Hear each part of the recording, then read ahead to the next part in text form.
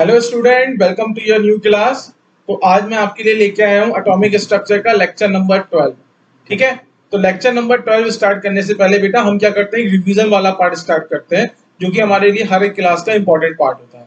तो अगर मैं आपको रिवीजन कर रहा हूँ तो रिवीजन आज मैं आपको दो पार्ट में कराऊंगा। आज मैं आपको लेक्चर नंबर 10 का भी रिवीजन कराऊंगा और लेक्चर नंबर 11 का भी रिवीजन कराऊंगा।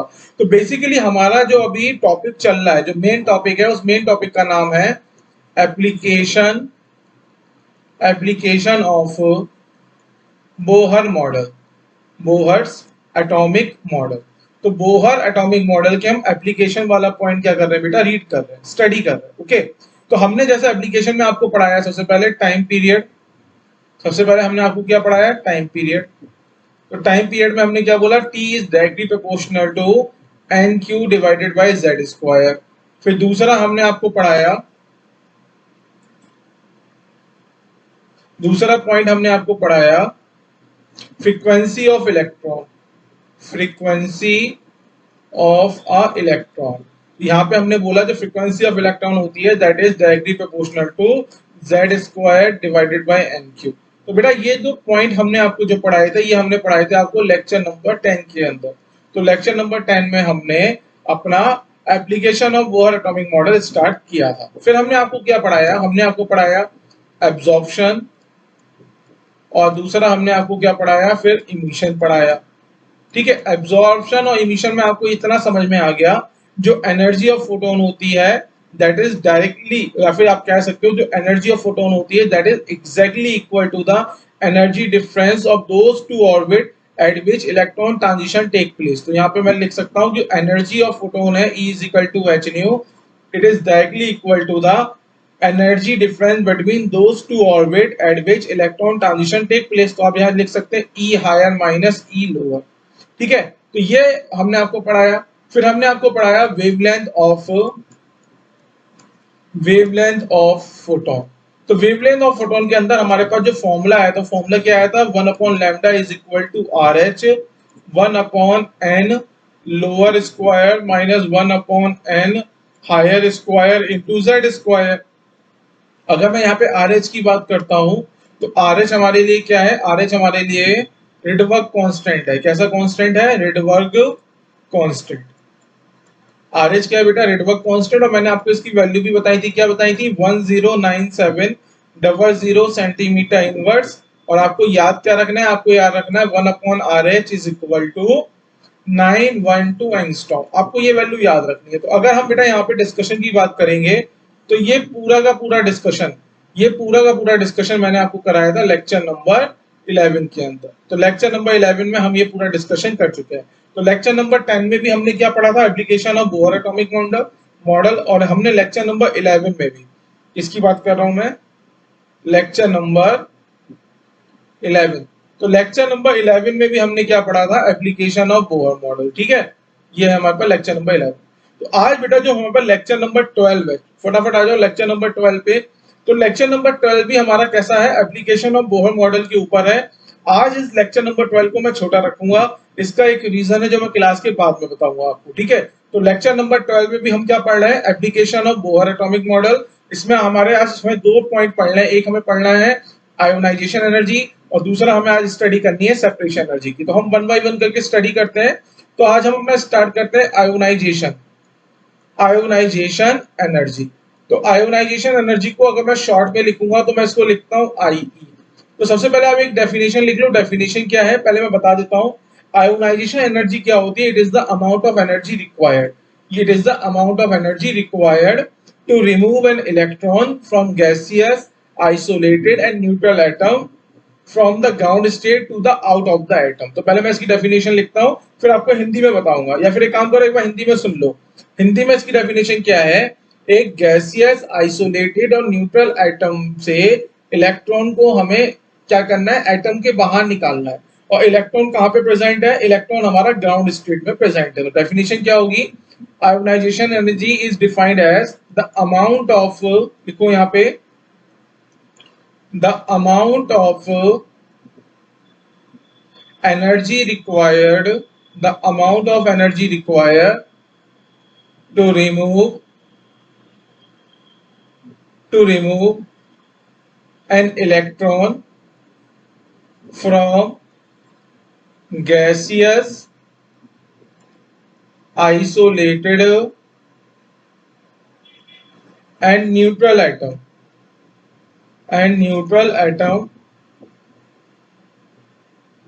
electron present in ground state electron present in ground state यहाँ पे आप क्या लिखोगे, यहाँ पे आप ब्रैकेट में लिख लो इलेक्ट्रॉन जो प्रेजेंट है हमारा ग्राउंड स्टेट में, ठीक है। तो हमारे पास डेफिनेशन क्या हो गई, the amount of energy required to remove an electron from gaseous isolated and neutral atom to out of the atom to out of the atom.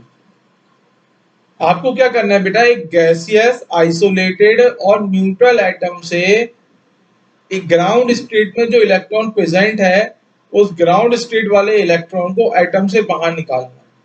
Electron को जब आप एटम से बाहर निकालोगे तो आप एनर्जी देकर ही इलेक्ट्रॉन को एटम से बाहर निकाल सकते हो। तो कितनी अमाउंट ऑफ एनर्जी की रिक्वायरमेंट होगी जब आप एक ग्राउंड स्टेट इलेक्ट्रॉन को एटम से बाहर निकालोगे और एटम हमारे पास कैसा है, गैसियस है, आइसोलेटेड है और न्यूट्रल है। That is the ionization energy. तो यहाँ पे अगर मैं आपको बताना चाहूँ बेटा, अगर मैं लेता हूँ अपना हाइड्रोजन और हाइड्रोजन लाइक स्पीसी के लिए अगर हम डायग्राम बनाए तो हाइड्रोजन और हाइड्रोजन लाइक स्पीसी के लिए हम जो न्यूक्लियस के अंदर चार्ज दिखाते हैं वो कितना चार्ज दिखाते हैं, प्लस जेड का चार्ज दिखाते हैं। आई थिंक अभी आपको क्लियर हो जाएगा। अगर हम हाइड्रोजन की बात करेंगे तो जेड की वैल्यू कितनी हो जाएगी 1। अगर मैं हीलियम प्लस की बात करूंगा तो जेड की वैल्यू हो जाएगी 2। अगर मैं लिथियम प्लस 2 की बात करूंगा तो जेड की वैल्यू हो जाएगी 3। और अगर मैं बेरिलियम प्लस 3 की बात करूंगा तो जेड की वैल्यू हो जाएगी 4। तो ये आपके पास हो गया। बेसिकली आप कौन सा मॉडल की बात कर रहे हो, बोहर एटॉमिक मॉडल के एप्लीकेशन की बात कर रहे हो। तो हमें पता होना चाहिए कि हमारा जो बोहर एटॉमिक मॉडल है ये कहाँ है, ये एप्लीकेबल होता है किसके लिए, हाइड्रोजन हाइड्रोजन लाइक स्पीसी के लिए। तो मैंने एक जनरल डायग्राम बना दिया एक हाइड्रोजन लाइक स्पीसी के लिए, ठीक है। अब हम क्या करते हैं, ये हम दिखा रहे हैं अपने orbit n is equal to 1, n is equal to 0। इसके बाद क्या होता है बेटा, हमने दिखा दिया यहाँ पे n is equal to infinity.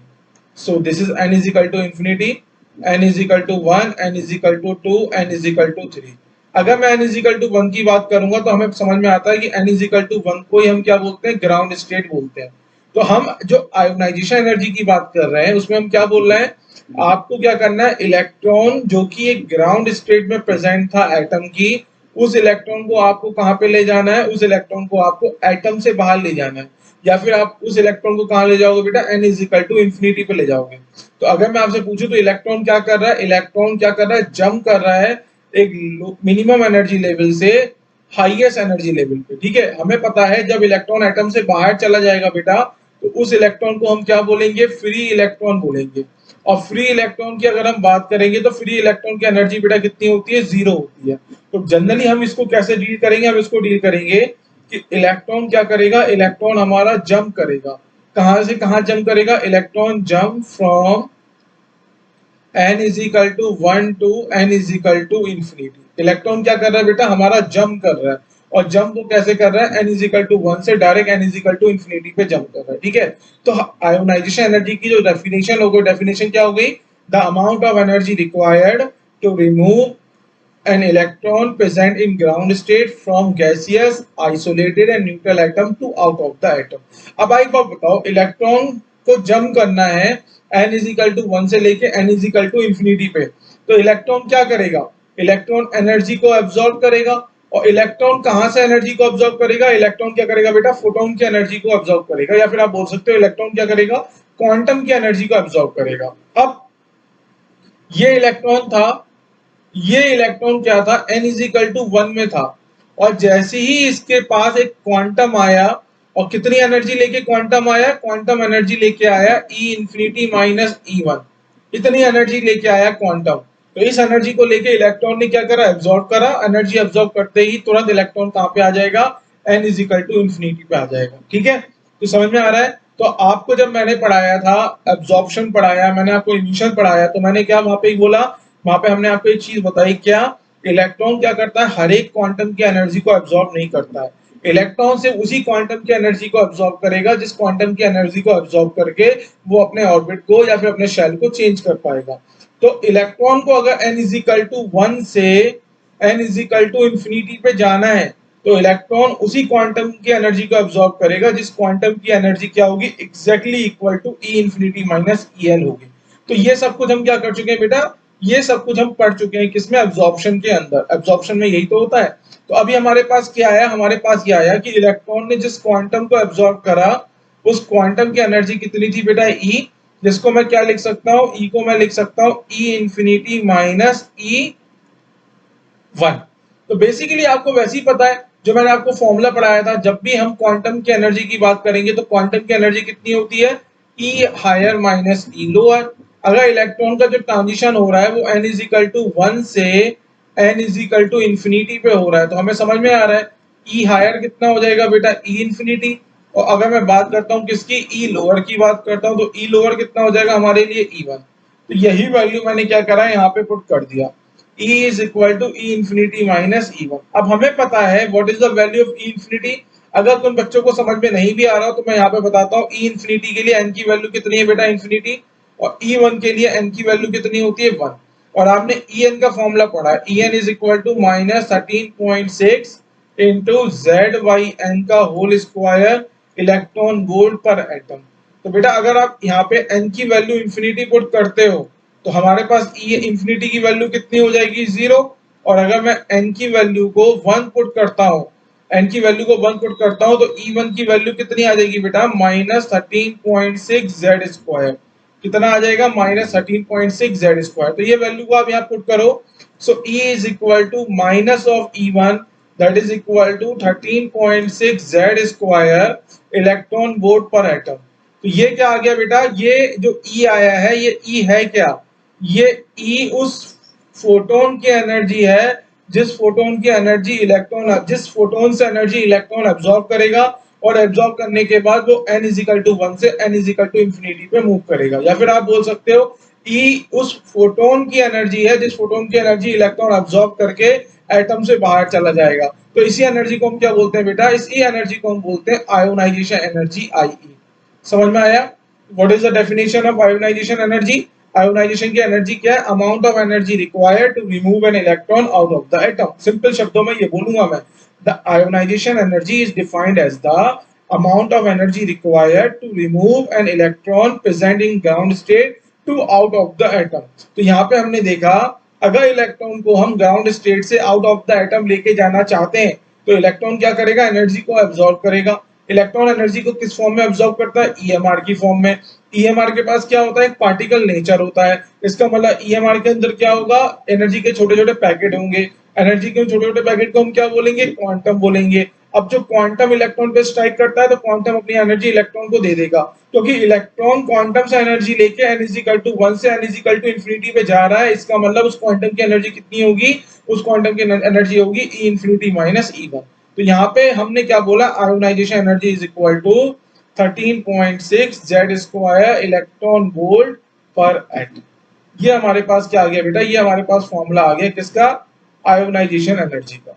ठीक है, आयोनाइजेशन एनर्जी में बेटा हमें क्या क्या चीजें याद रखनी है वो मैं लिखवा रहा हूँ, इंपॉर्टेंट चीज है। पॉइंट नंबर 1, इलेक्ट्रॉन को क्या करना है, इलेक्ट्रॉन हमारा प्रेजेंट है, electron present in ground state. एक तो ये पॉइंट हमें याद रखना है कि इलेक्ट्रॉन हमारा ग्राउंड स्टेट में प्रेजेंट होता है, मतलब n इज इक्वल टू 1 में। और दूसरा पॉइंट हमें क्या याद रखना है, इलेक्ट्रॉन को हम क्या करते हैं, इलेक्ट्रॉन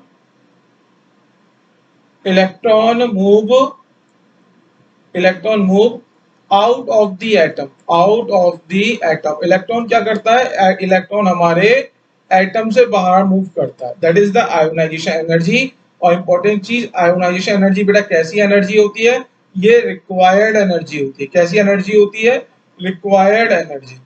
ठीक है, कैसी एनर्जी होगी, रिक्वायर्ड एनर्जी। ठीक है, चलिए नेक्स्ट टॉपिक पे मूव करते हैं। ये हमारी आज की क्लास का जो है लास्ट थ्योरी टॉपिक है। ठीक है, लास्ट थ्योरी टॉपिक हम पढ़ते हैं। अब हमारे पास होता है सेपरेशन एनर्जी। तो अभी हमने बेटा क्या डिस्कस करा, अगर मेरे पास एक हाइड्रोजन और हाइड्रोजन लाइक स्पीसी होगा तो उस हाइड्रोजन और हाइड्रोजन लाइक स्पीसी में हमें एक चीज समझ में आ गई। क्या समझ में आ गई, अभी आप देखो यहाँ पे सेपरेशन एनर्जी को बेटा हम शॉर्ट में लिखते हैं S dot E. S dot E का मतलब होता है सेपरेशन एनर्जी। ठीक है, तो अब यहाँ पे आपको समझ में आ रहा है n is equal to 1, n is equal to 2, n is equal to 3, और क्योंकि मैंने इसको डॉट बनाया तो मैं इसको लिखूंगा n is equal to infinity. Clear है? n इज इक्वल टू 1 को बेटा हम क्या लिख सकते हैं, हम n इज इक्वल टू 1 लिख सकते हैं ग्राउंड स्टेट। आप इसको क्या लिख सकते हो, आप इसको लिख सकते हो फर्स्ट ऑर्बिट। आप इसको क्या लिख सकते हो बेटा, आप इसको लिख सकते हो first shell. n is equal to 1 को आप और क्या कह सकते हो, फर्स्ट एनर्जी शेल भी बोल सकते हो। इवन आप n इज इक्वल टू 1 को बेटा और क्या बोल सकते हो, आप n इज इक्वल टू 1 को k शेल भी बोल सकते हो। हम n इज इक्वल टू 1 को k शेल भी बोल सकते हो। तो देखो इतने सारे नाम है, ठीक है। अब हमें पता है n इज इक्वल टू 2 क्या होता है। n इज इक्वल टू 2 होता है हमारे पास first excited state. n is equal to 1 क्या है हमारे पास, फर्स्ट एक्साइटेड स्टेट। अगर हम n इज इक्वल टू 2 हमारे पास क्या है, फर्स्ट एक्साइटेड स्टेट। अगर हम n इज इक्वल टू 3 की बात करते हैं तो n इज इक्वल टू 3 क्या हो जाएगी बेटा हमारे पास, सेकेंड एक्साइटेड स्टेट। अब यहाँ पे समझो, अगर इलेक्ट्रॉन हमारा ग्राउंड स्टेट में है और ग्राउंड स्टेट वाले इलेक्ट्रॉन को आप कहां पे ले जा रहे हो, आउट ऑफ द एटम, मतलब n is equal to infinity पे ले जाते हो, तो उस समय आप क्या बोलोगे, जो भी अमाउंट ऑफ एनर्जी की रिक्वायरमेंट होगी उसको हम क्या बोलेंगे बेटा, अपनी आयोनाइजेशन एनर्जी।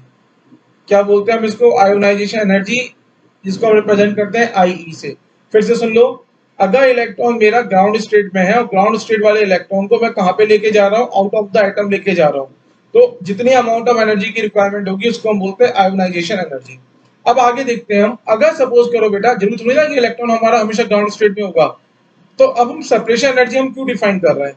अगर हम हमारा अगर इलेक्ट्रॉन एक्साइटेड स्टेट में है, डजंट मैटर वो कोई सी भी एक्साइटेड स्टेट में हो, पर हमारा एटम कहाँ पे होना चाहिए, सॉरी हमारा इलेक्ट्रॉन कहाँ पे होना चाहिए, एक्साइटेड स्टेट पे होना चाहिए।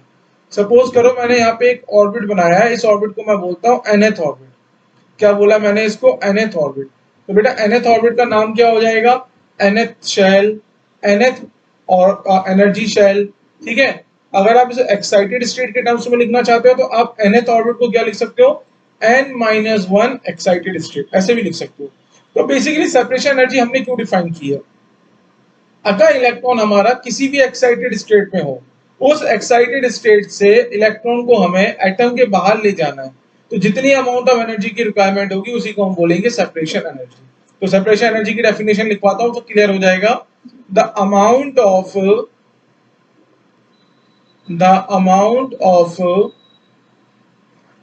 Energy required, the amount of energy required to remove an electron present in a excited state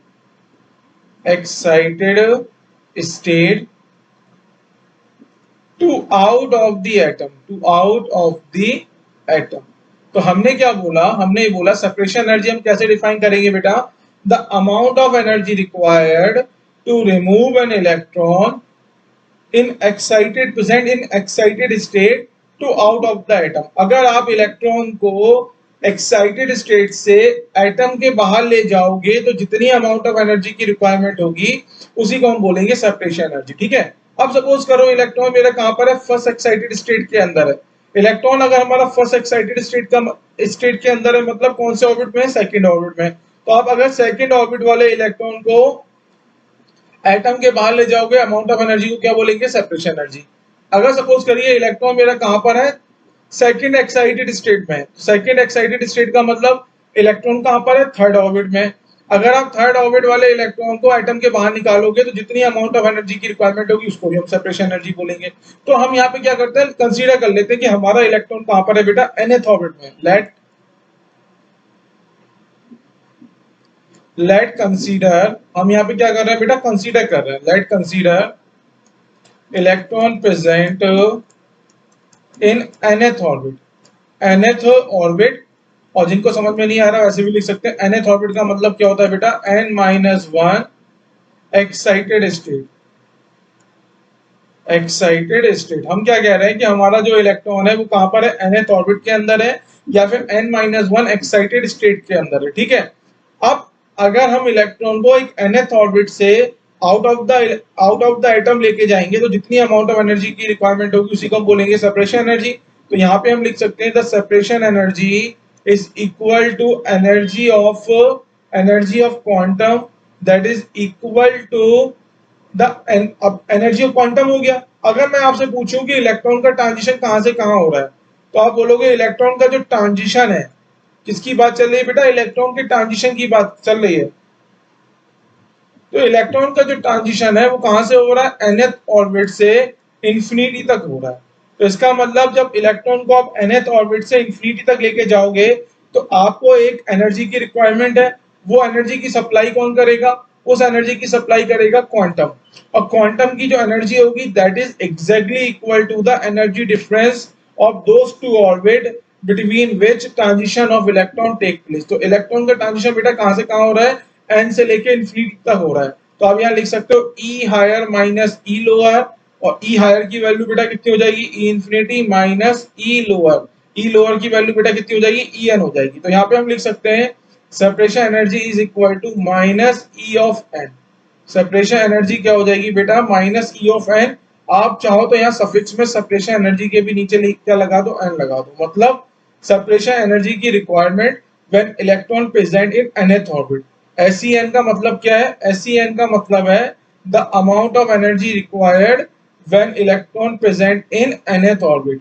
ठीक है, that is equal to minus of EN। अब हमने आपको पढ़ा है बेटा जो माइनस ऑफ EN होता है, ठीक है, हमने आपको पढ़ाया था कि आप किसी भी एलिमेंट के लिए nth ऑर्बिट की एनर्जी निकाल सकते हो। कैसे निकालोगे?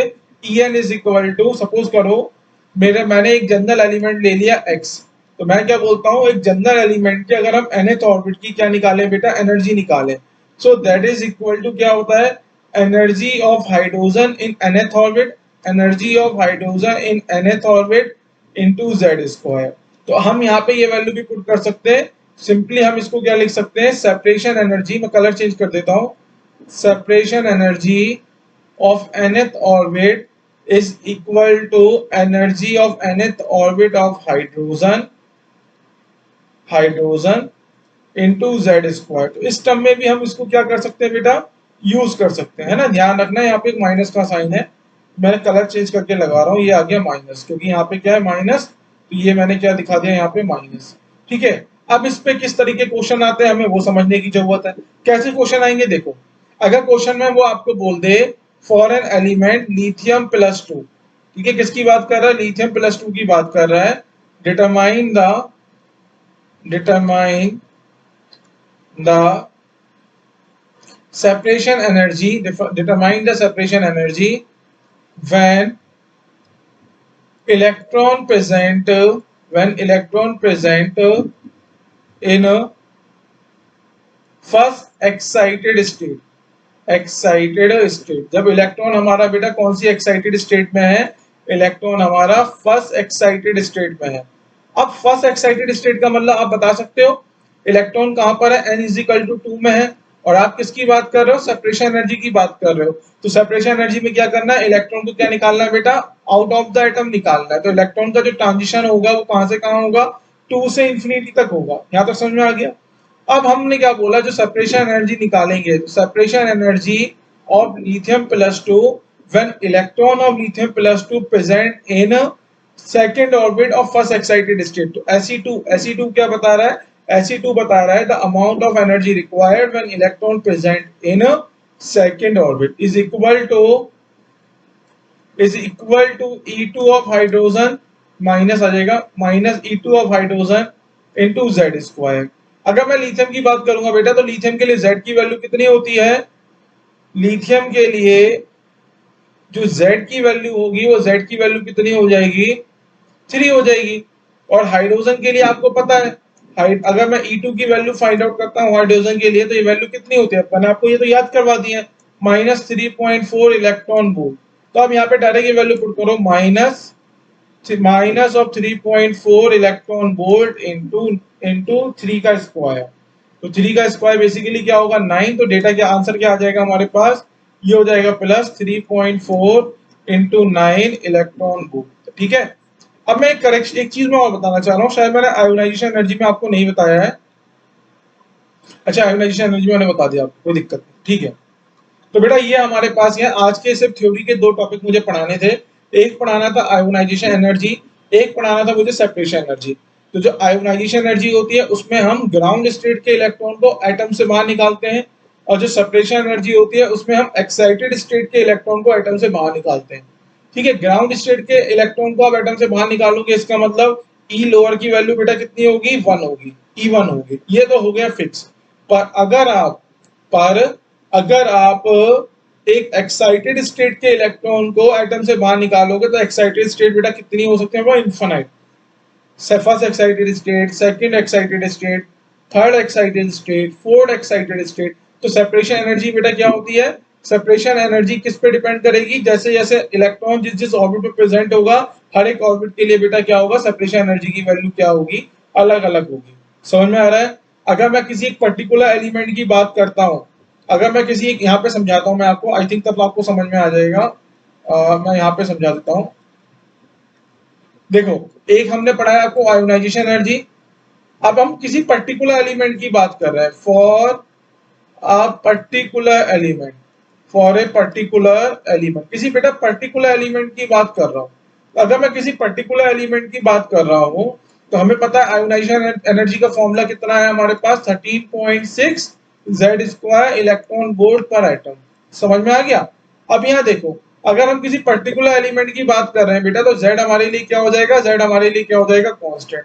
इसका मतलब आयोनाइजेशन एनर्जी बेटा क्या हो जाएगी, कांस्टेंट। तो यहाँ से हम क्या कंक्लूजन निकाल सकते हैं, for a particular element the ionization energy is always constant. किसी एक पर्टिकुलर एलिमेंट के लिए आयोनाइजेशन एनर्जी क्या हो जाएगी, ऑलवेज कांस्टेंट। तो लिख भी सकते हैं नोट करके, point 1, for a particular element the ionization energy I dot E is constant. किसी पर्टिकुलर एलिमेंट के लिए बेटा जो आयोनाइजेशन एनर्जी होगी वो क्या हो जाएगी, कांस्टेंट। ठीक है, अब देखो यहाँ सेपरेशन एनर्जी। तो जो सेपरेशन एनर्जी का बेटा हमारे पास फॉर्मूला है, वो फॉर्मूला क्या है हमारे पास, वो फॉर्मूला है minus E N of H into Z square. Okay, अब हम यहाँ देखो, अगर मैं किसी पर्टिकुलर एलिमेंट की बात कर रहा हूँ, किसकी बात कर रहा हूँ, फॉर ए पर्टिकुलर एलिमेंट।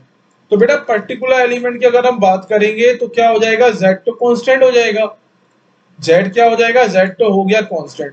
पर आप देखो सेपरेशन एनर्जी में बेसिकली क्या आ रहे हैं, दो वेरिएबल आ रहे हैं, एक आ रहा है ई एन एच और एक आ रहा है हमारे पास जेड स्क्वायर। अब ई एन एच कैसे वेरिएबल आपको पता है, अगर हम किसकी बात कर रहे हैं बेटा, अगर हम फर्स्ट एक्साइटेड स्टेट की बात कर रहे हैं, किसकी बात कर रहे हैं, फर्स्ट एक्साइटेड, अगर मैं फर्स्ट एक्साइटेड स्टेट की बात कर रहा हूं, इसका मतलब n इज इक्वल टू 2 की बात कर रहा हूं, तो E2 की वैल्यू हाइड्रोजन के लिए कितनी होती है, माइनस 3.4 इलेक्ट्रॉन वोल्ट। अगर मैं सेकंड एक्साइटेड स्टेट की बात कर रहा हूं, इसका मतलब मैं n इज इक्वल टू 3 की बात कर रहा हूं, तो E3 की वैल्यू बेटा कितनी हो जाएगी, माइनस 1.51। अगर बेटा मैं थर्ड एक्साइटेड स्टेट की बात कर रहा हूं, इसका मतलब n इज इक्वल टू 4 की बात कर रहा हूं, तो E4 की वैल्यू कितनी हो जाएगी, माइनस 0.85 इलेक्ट्रॉन वोल्ट। तो आप यहाँ देख सकते हो, यहाँ हमें साफ साफ दिख रहा है जो हमारी सेपरेशन एनर्जी है वो दो टर्म पे वेरिएबल है। अगर आप किसी पर्टिकुलर एलिमेंट की बात करते हो तो पर्टिकुलर एलिमेंट की बात करने पे आपका सिर्फ जेड ही कांस्टेंट होगा। तब भी क्या हो रहा है, जैसे जैसे आप एन की वैल्यू चेंज करोगे, यहाँ मैं लिखवा देता हूँ, जैसे जैसे हम एन की वैल्यू को क्या करेंगे, चेंज करेंगे, वैसे वैसे ई एन एच की वैल्यू भी बेटा क्या होगी, हमारी चेंज होगी। तो यहाँ से हमने क्या कंक्लूजन निकाला, हमने यहाँ से कंक्लूजन निकाला, ये जो सेपरेशन एनर्जी होती है वो ऑर्बिट नंबर पे या फिर शेल नंबर पे डिपेंडेंट करती है फॉर ए पर्टिकुलर एलिमेंट।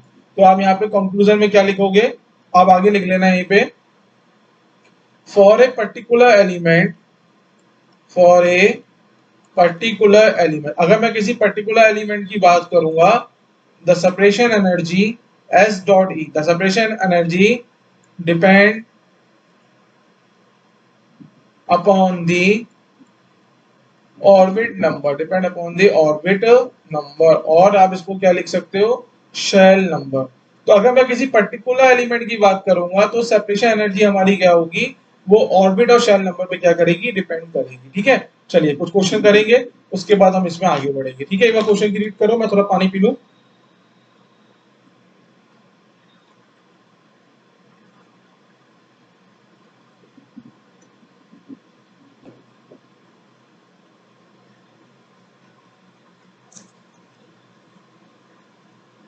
चलो, पढ़ाकू विमान तुम लोग तैयार हो गए होंगे, मुझे लगता है क्वेश्चन सॉल्व करने के लिए तुम लोग तैयार हो।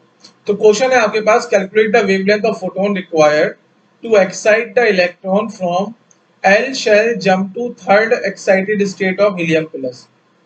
ठीक है, तो ये कह रहा है कि आपको कैलकुलेट करना है बेटा, वेवलेंथ कैलकुलेट करनी है फोटोन की। अब वो फोटोन की वेवलेंथ कैलकुलेट करोगे, फोटोन कर क्या रहा है, फोटोन एक्साइट कर रहा है इलेक्ट्रॉन को, और इलेक्ट्रॉन हमारा एल शेल से जंप करता है थर्ड एक्साइटेड स्टेट में। तो आपको पता है कि बेसिकली देखो, हम अगर एलिमेंट की बात करते हैं तो एलिमेंट यहाँ पे हमारा कौन सा हो गया, एलिमेंट हो गया हमारा यहाँ पे हीलियम प्लस। ठीक है, अब हीलियम प्लस का जो इलेक्ट्रॉन है वो जंप कर रहा है, कहाँ पे, कहाँ जंप कर रहा है, एल शेल से वो जंप करता है, और जंप करके कहाँ पे आ जाता है, थर्ड एक्साइटेड स्टेट पे आ जाता है। कहाँ पे आ जाता है बेटा, थर्ड एक्साइटेड स्टेट पे।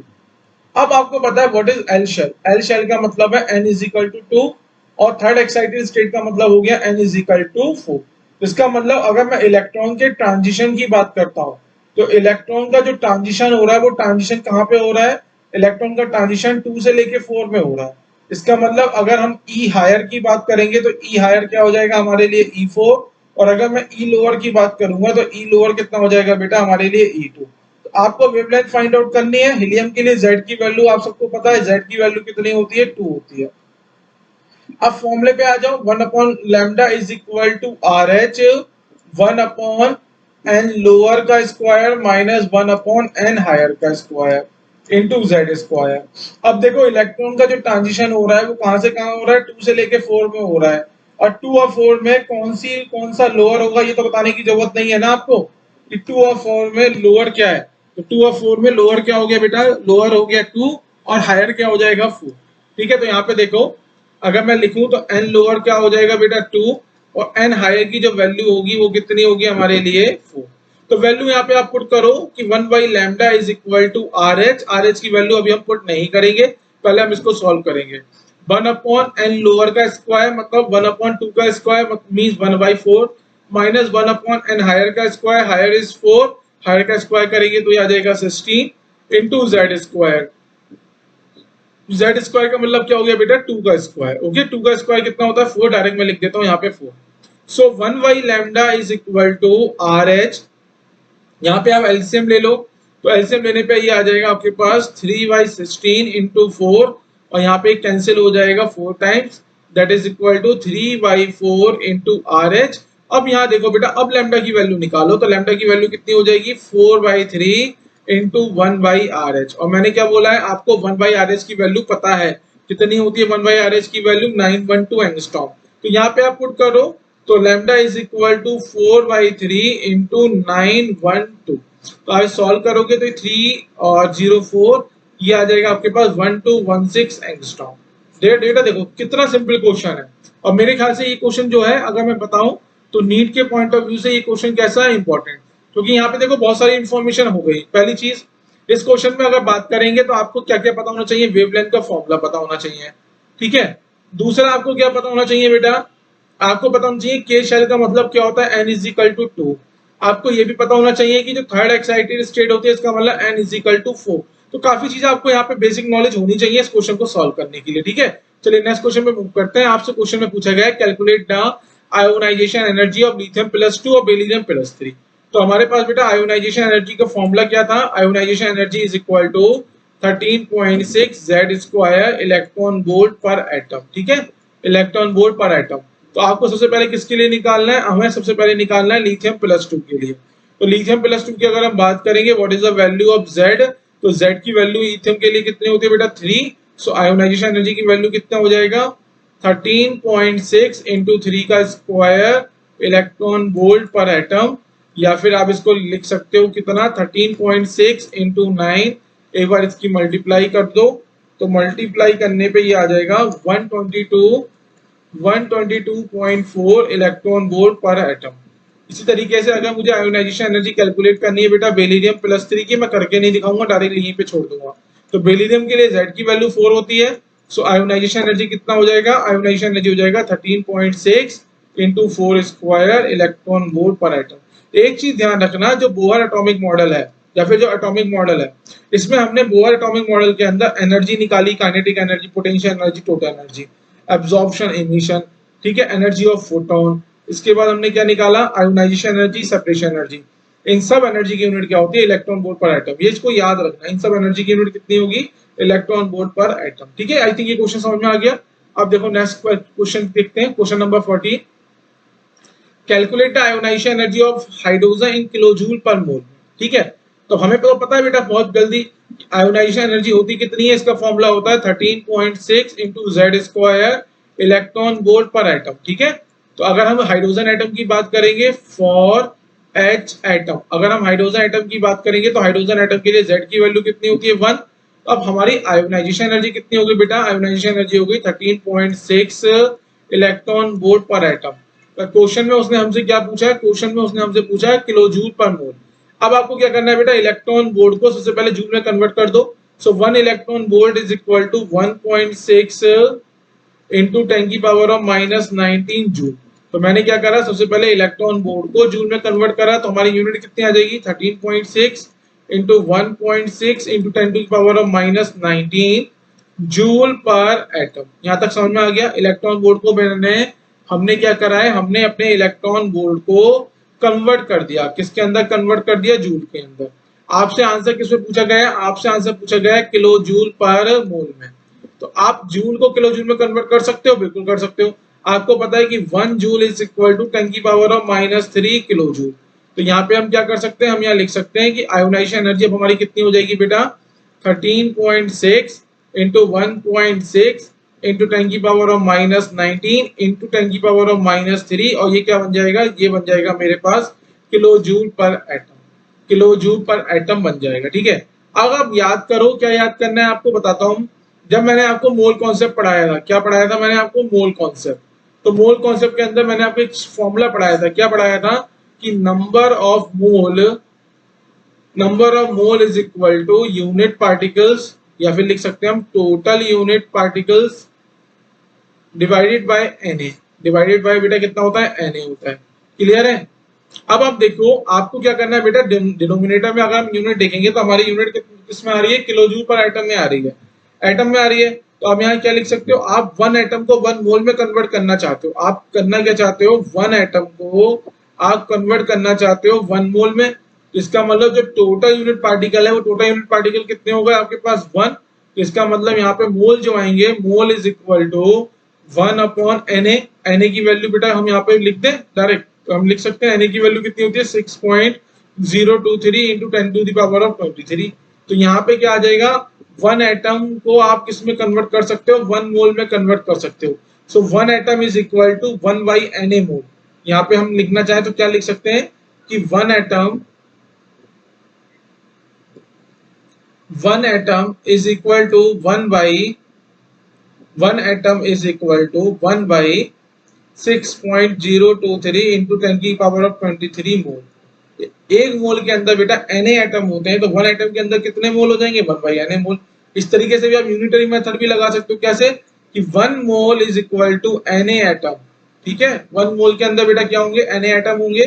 तो एक एटम के अंदर कितने मोल होंगे, so 1 atom is equal to 1 by Na mole. तो बहुत सारे मेथड है, जिस तरीके से आपको समझ में आया उस तरीके से यूज कीजिए। तो मैं क्या कर रहा हूँ, एटम को कन्वर्ट कर रहा हूँ किसमें, मोल के अंदर। तो हमारे पास डेटा अभी तक क्या क्या है, देखो हमारे पास आ गया ionization energy is equal to 13.6 into 1.6 into 10 की पावर ऑफ -19 इंटू 10 की power of -3 kilo joule per atom. और हमने एटम को किस में कन्वर्ट करा, मोल में। तो 1 atom is equal to 1 by Na mole. मैंने डायरेक्ट लिख दिया 1 atom is equal to 1 by Na mole. Na की वैल्यू को बेटा क्या करो, आप जब इसे सॉल्व करोगे तो ये आ जाएगा हमारे पास 13.6 इंटू 1.6 इंटू 10 की पावर ऑफ -19 इंटू 10 की power of -3 into Na kilo joule पर मोल, किलो जूल पर मोल। ठीक है, Na की वैल्यू आप पुट कर सकते हो 6.023 into 10 to the power of 23।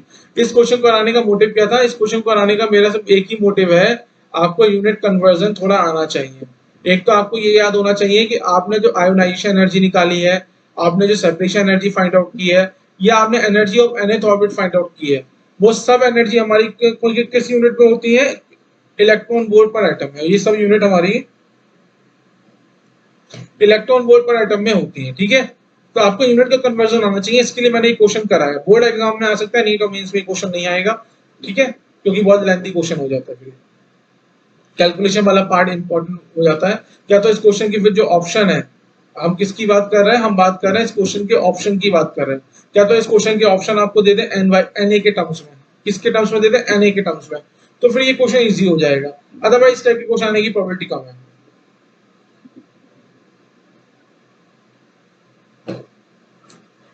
तो आइए अब फटाफट स्टार्ट करते हैं हम अपना आज की क्लास का लास्ट क्वेश्चन। ठीक है, यह है हमारा आज की क्लास का लास्ट क्वेश्चन। इसके बाद हम कुछ डिस्कस करेंगे आपके साथ और कुछ चीजें शेयर करेंगे आज आपके साथ। तो क्वेश्चन है हमारे पास, ionisation energy of uni electronic species is 122.4 electron volt per atom. एक कोई स्पीसी है, तो आपको क्वेश्चन में क्या गिवन है, आपको कोई एक यूनि इलेक्ट्रॉनिक स्पीसी गिवन है। आपको क्या गिवन है, यूनि इलेक्ट्रॉनिक स्पीसी गिवन है। और इस यूनि इलेक्ट्रॉनिक स्पीसी की जो आयोनाइजेशन एनर्जी ये आपको गिवन है, कितनी गिवन है बेटा, 122.4 इलेक्ट्रॉन वोल्ट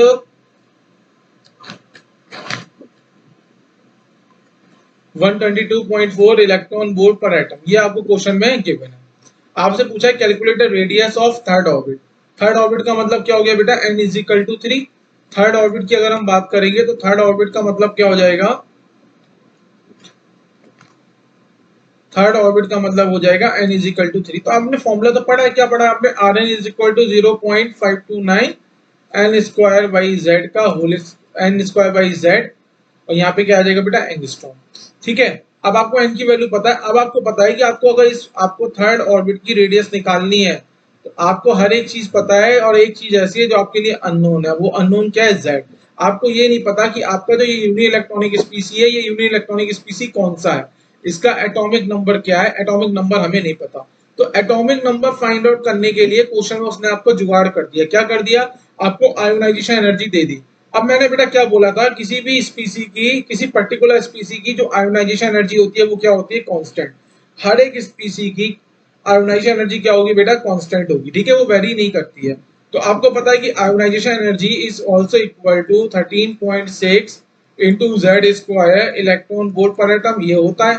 तो आपने यहाँ पे देखा आयोनाइजेशन एनर्जी की वैल्यू कितनी है, 122.4 इज इक्वल टू 13.6, और यूनिट किसमें गिवन है, मैं पूरा लिखता हूँ इसको, 122.4 electron volt per atom is equal to 13.6 into Z square electron volt per atom. तो क्या होगा बेटा, ये इससे कैंसिल हो जाएगा, और आप देखोगे ये यहाँ पे 9 टाइम कैंसिल हो जाएगा, तो जेड की वैल्यू कितनी आ गई, 3। अगर जेड की वैल्यू 3 आ गई, तो अब आप बता सकते हो कि आपकी जो यूनि इलेक्ट्रॉनिक स्पीसी होगी वो क्या होगी, लिथियम होगी कि लिथियम प्लस 2 होगी। वो हमारी यूनि इलेक्ट्रॉनिक स्पीसी बेटा क्या होगी, लिथियम प्लस 2। कोई भी लिथियम नहीं बोलेगा, देखो लिथियम का भी एटॉमिक नंबर 3 है, लिथियम प्लस 2 का भी एटॉमिक नंबर क्या है, 3 है। पर अगर हम बात करते हैं बोहर मॉडल की, तो Bohr model is only applicable for the hydrogen और हाइड्रोजन लाइक स्पीसी। अब अगर मैं लिथियम की बात करता हूँ बेटा, बेसिकली उसने आपको क्या बोला, यूनि इलेक्ट्रॉनिक स्पीसी दे दिया क्वेश्चन में। अगर हम लिथियम की बात करेंगे तो लिथियम का एटॉमिक नंबर होता है 3, मास नंबर होता है 7। तो लिथियम के अंदर जो इलेक्ट्रॉन आएंगे वो इलेक्ट्रॉन आ जाएंगे हमारे कितने, लिथियम के अंदर जो इलेक्ट्रॉन आएंगे वो इलेक्ट्रॉन कितने आ गए बेटा, 3 इलेक्ट्रॉन ही आ गए। अगर 3 इलेक्ट्रॉन आ गए तो लिथियम हमारी यूनि इलेक्ट्रॉनिक स्पीसी नहीं है। पर अगर मैं बात करता हूँ किसकी, लिथियम प्लस 2 की, तो लिथियम प्लस 2 के अंदर आप इलेक्ट्रॉन कैलकुलेट करोगे तो वो इलेक्ट्रॉन कितने आएंगे, 1। लिथियम प्लस 2 हमारी क्या हो जाएगी, एक यूनि इलेक्ट्रॉनिक स्पीसी बन जाएगी। समझ में आ गया।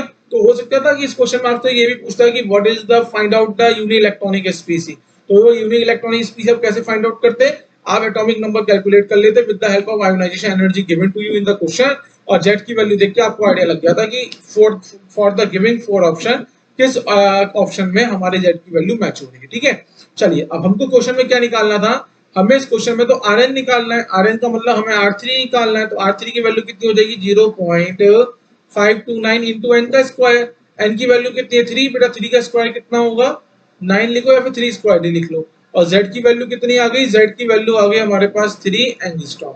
तो 3 से 3 क्या हो गया बेटा, यहाँ पे कैंसिल। तो यहाँ पे R3 की वैल्यू कितनी हो जाएगी, 0.529 इंटू 3 एंगस्ट्रॉम।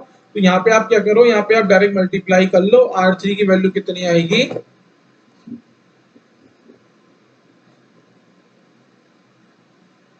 1.587 एंगस्ट्रॉम। तो ये हमारे पास क्या हो गया, R3 की वैल्यू हो गया। अब देखिए नोट वाले पार्ट पे आ जाइए। तो आज का लेक्चर हमारा यहीं तक ही मुझे पढ़ाना था, यही मैंने पढ़ा दिया।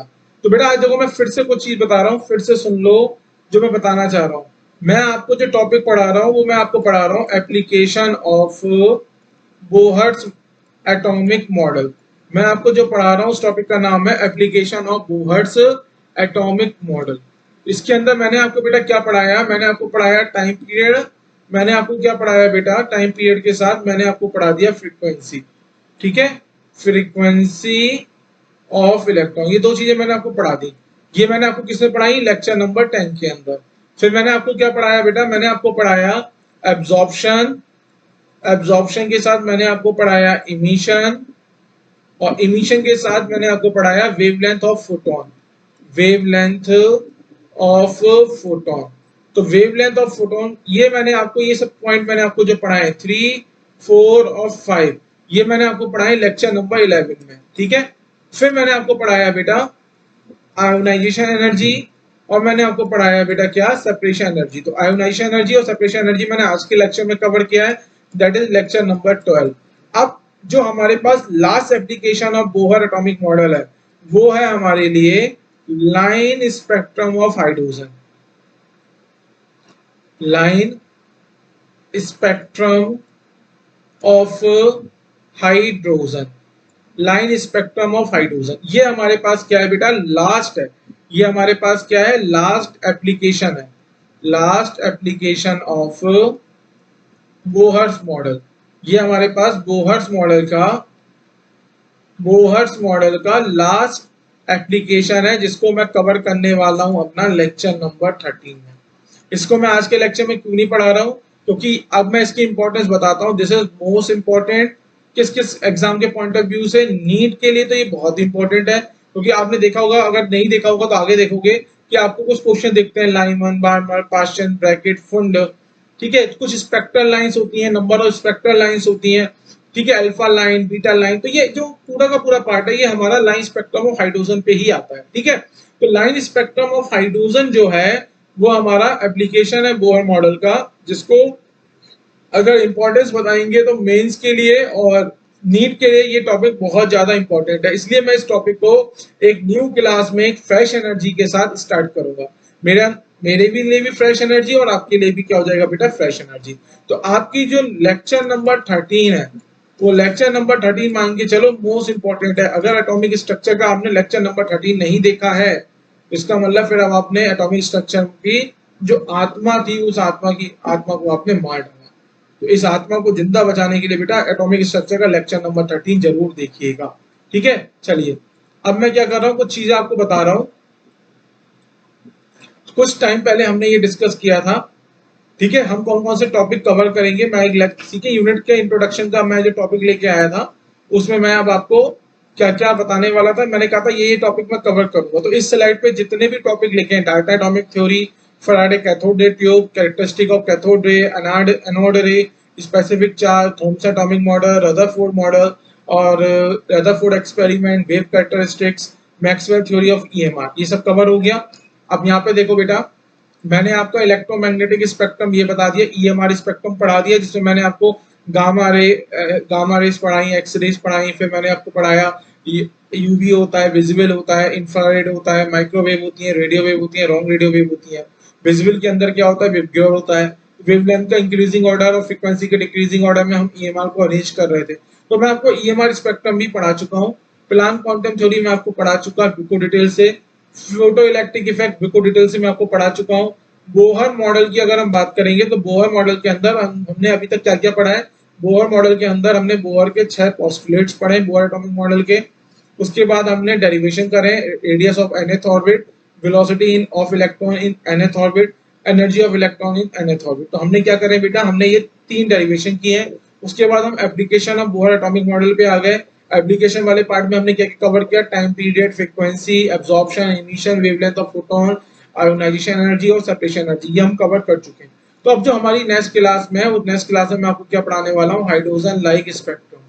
क्या पढ़ाने वाले हैं हम आपको नेक्स्ट क्लास में, हाइड्रोजन लाइक स्पेक्ट्रम। और इसके बाद एक टॉपिक और बचेगा हमारा जिसका नाम है drawback of Bohr atomic model. Bohr's atomic model. तो एक बार बेटा ड्रॉबैक और मैं कवर करा दूंगा, जिसके बाद हमारा बोहर एटॉमिक मॉडल कंप्लीट 11 के पॉइंट ऑफ व्यू से, आपके बोर्ड एग्जाम के पॉइंट ऑफ व्यू से, नीट के पॉइंट ऑफ व्यू से, जेईई मेंस और एडवांस के पॉइंट ऑफ व्यू से बोहर मॉडल हमारा क्या हो जाएगा कंप्लीट। उसके बाद फिर तो de Broglie hypothesis, quantum wave mechanical model फिर हमारे लिए इजी पार्ट है, तो उस इजी पार्ट को हम बनाए रखेंगे। तो आप सबसे रिक्वेस्ट है एटॉमिक स्ट्रक्चर का जो लेक्चर नंबर 13 है, जो कि नेक्स्ट लेक्चर है, इसको जरूर देखो। मैक्सिमम एक क्वेश्चन आपको नीट के एग्जाम में यहाँ से मिल सकता है, 100% तो मैं भी श्योर नहीं हूँ, पर प्रोबेबिलिटी है कि आपको एक क्वेश्चन मिल जाए। तो तब तक के लिए बेटा अपना ध्यान रखो, हेल्थ का ध्यान रखो, खाने पीने का ध्यान रखो, सेहत का ध्यान रखो, पढ़ाई करो मन लगा के, मस्ती करो, लाइफ को एंजॉय करो। मिलता हूं मैं आपसे एटॉमिक स्ट्रक्चर की नेक्स्ट क्लास में, लेक्चर नंबर 13 में। तब तक के लिए tata bye bye, see you. Okay. हाँ यार, एक और चीज मैं बताना भूल गया, जस्ट मैं वीडियो स्टॉप करने वाला था। अगर तुमको बेटा ये वीडियो सीरीज अच्छी लग रही है, वीडियो समझ में आ रहे हैं, प्रीवियस ईयर क्वेश्चन सॉल्व कर पा रहे हो, एनसीईआरटी के क्वेश्चन सॉल्व कर पा रहे हो, तो प्लीज इसको लाइक करो, शेयर करो, सब्सक्राइब करो और हमें भी मोटिवेट करो थोड़ा सा। चलो बाय।